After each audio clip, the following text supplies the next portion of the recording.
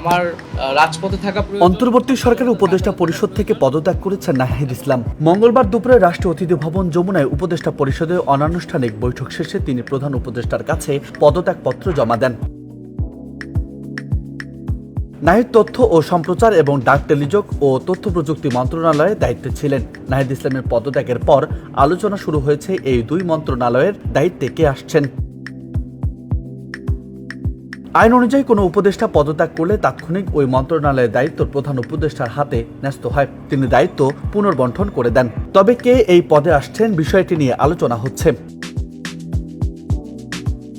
এদিকে তথ্য সম্প্রচার মন্ত্রণালয়ের উপদেষ্টা হিসেবে আলোচনায় রয়েছেন উপদেষ্টা মোহাম্মদ মাহফুজ আলম। তবে চূড়ান্ত সিদ্ধান্ত এখনও জানা যায়নি। প্রধান উপদেষ্টার বিশেষ সহকারী মাহফুজ আলমকে উপদেষ্টা করা হলেও তিনি কোনো মন্ত্রণালয়ের দায়িত্বে ছিলেন না। গত বছরের 10 নভেম্বর উপদেষ্টা হিসেবে শপথ নেন মাহফুজ আলম। যদিও সরকারের দায়িত্বশীল একটি সূত্র বলছে নাহিদের স্থলে 3 জনের নাম শোনা যাচ্ছে।